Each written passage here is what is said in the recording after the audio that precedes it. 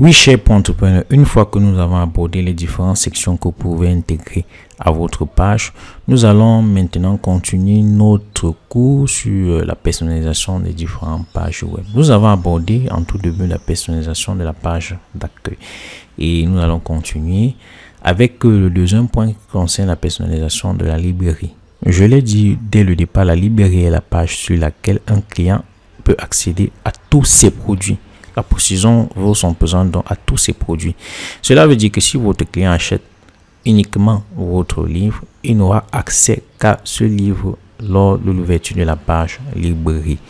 Donc, Kadabi affichera naturellement les produits achetés par vos clients sur leur librairie, qui veut dire juste la librairie. S'il achète le cours, c'est le cours qui sera affiché. Vous avez la possibilité, Kadabi vous offre la possibilité de personnaliser cette page en cliquant tout simplement comme d'habitude et comme pour toutes les autres pages à Customize. Lorsque vous cliquez à Customize, vous voyez bien la page affichée et je vous ai dit que les pages sont organisées en sections. Vous avez les différentes sections et par nature, il y a 3 sections qui sont présentées, du moins vous faites. Ne tenez pas compte des headers et de footers. C'est donc des sections qui sont naturellement présentées, même quand vous avez la possibilité de modifier ces sections spécifiquement pour la page. Ça veut dire que si j'ai modifié la section footer, cela ne va consigner uniquement que la page librairie. Donc, comme vous le voyez, il y a une section Hero pour la page librairie. Je vous ai présenté les différentes sections dans la vidéo précédente. Vous pouvez y retourner si vous n'avez pas bien saisi.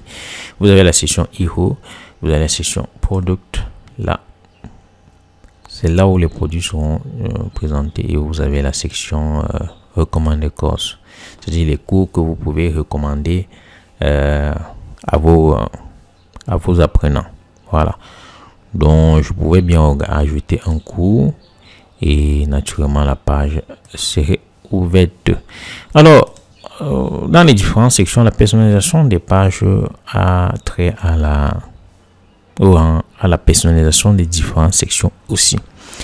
Ce qui veut dire que lorsque vous avez une telle page avec 3 sections et que vous voulez modifier une section, c'est très simple. Vous cliquez juste à Hero et à l'intérieur de Hero, lorsque vous cliquez, il y a un certain nombre de points qui s'afficheront que vous pourrez modifier.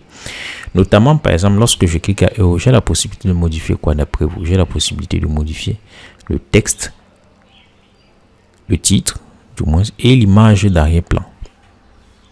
Je dois rappeler que la modification d'une section pour détecter très facilement quels sont les éléments qu'on peut modifier dans une section, il suffit juste de rapprocher la souris. Lorsque vous rapprochez la souris, l'élément de la section qui peut être modifiable est encadré comme ici là. Voilà. Si par exemple là, vous voyez, je peux éditer là. Lorsque la souris ne bouge pas, ça veut dire que vous ne pouvez pas éditer la section de prime abord, même comme vous pouvez jouer aussi là-dessus. Par exemple, si je veux modifier l'image d'arrière-plan, vous voyez bien que je n'ai pas de prise lorsque je balaye la souris, mais c'est modifiable. Alors, pour modifier par exemple le texte, c'est très simple. Lorsque vous êtes à l'intérieur, parce que là vous voyez bien Hero, ça veut dire que vous êtes à l'intérieur de la section. Vous avez bien la show Hero, c'est-à-dire je peux l'enlever. Voilà, il disparaît ou il le fait apparaître. Donc, j'ai bien mis votre espace personnel. Je pourrais mettre votre espace personnel pro. Ça serait affiché automatiquement. Voilà. Et là, je pouvais ajouter du texte d'introduction pour ma page en disant merci de m'avoir fait confiance. Ça se met à jour automatiquement. Vous voyez bien. Ok, une fois que j'ai finalisé, je peux cliquer à Save. Vous voyez bien ici, vous voyez bien Background Image. Background Image veut dire image d'arrière-plan. Cela concerne l'image que vous voyez en arrière. J'ai laissé cette image parce qu'elle me plaisait bien, mais c'est l'image qui est venue de façon standard avec la page librairie. Mais quelqu'un d'autre peut choisir une autre image. Et dans ce cas, vous allez cliquer à Select Image. Et vous choisissez Upload a New File pour choisir un fichier nouveau. Et en cliquant là-dessus, vous avez la possibilité de faire glisser l'image ici ou de choisir. Là, vous allez fouiller dans votre répertoire et choisir une image adaptée. Supposons que je choisisse cette image. Quelle image je peux choisir? Supposons que je choisisse cette image Kajabi. Et qu'est-ce que ça fait? Ça change l'image, ça change.